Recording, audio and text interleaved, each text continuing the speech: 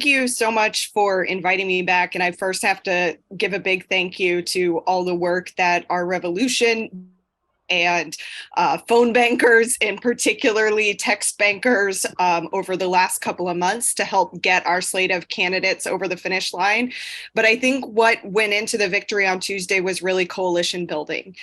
We won all of the race for one that we were challenging in, and one race was a race where the progressive coalition was a little fractured, but the places where we kept together, where we kept unified strategy across labor and other progressive organizations were the places that we were able to win. So when we're able to pass some of these progressive policies, it really shows that we are a forward-thinking city. We are a city that can compete. And just because we're size Midwestern city, you can't count us out as progressives.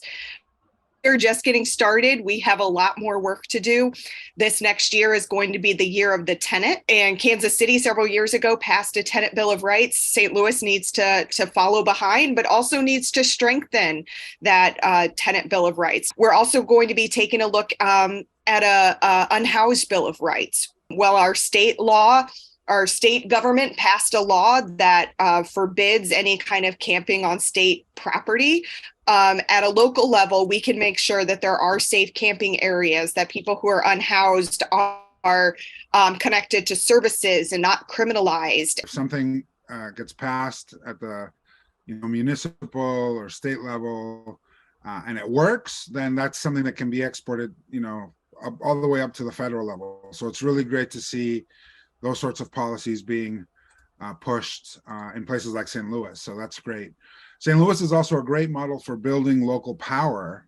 And how do you think we can replicate this? What I think was really powerful about what we've been able to do here is real coalition building around mutual interest, right? For a long time, St. Louis was pretty fragmented and fractured on our organizing realms, right? But what we've really been able to do over the last few years is bring everybody together, recognize that, racial justice is economic justice, reproductive justice, is environmental justice, and if we stick together, we win, right? And so each election we've been able to off of that and keeping this coalition together and bring more people into it each election cycle continued our ability to grow.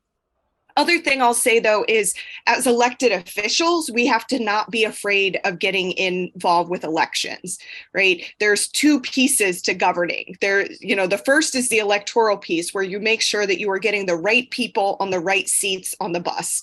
And as president, I've looked at this as, look, we have an agenda to get passed, which means that we need the right people in the right seats in order to get it passed. And so I'm going to get involved in elections and help bring my base and the organizing power through that help me get elected and help transfer that over to other candidates, because politics at the end of the day is a team sport, and you can't get things done if it's just you fighting on an island by yourself. You have to have that coalition of people both inside elected office who are fighting for the same agenda and folks outside of elected office who are working to hold us accountable to making that agenda get enacted.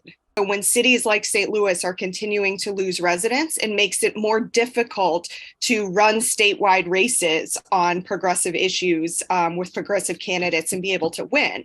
But what we do know about Missouri is statewide, our electorate keeps voting for progressive issues. They haven't voted for progressive candidates, but they have supported raising the minimum wage. They've supported getting corruption out of our politics. They've supported marijuana legalization overwhelmingly. And there's several ballot initiatives that have been filed to take abortion access to the ballot box here in Missouri too, because we know that when we take these things statewide, they tend to pass.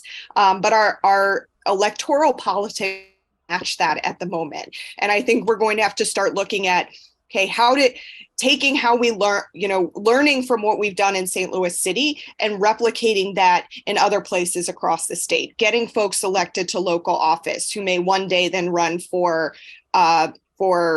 state rep or state senate, and then, build that pipeline, because we don't have a pipeline of Democrats, particularly progressive Democrats, that exist outside of the urban areas. And we have to regrow that pipeline if we're going to get to a place where we can actually take back the state.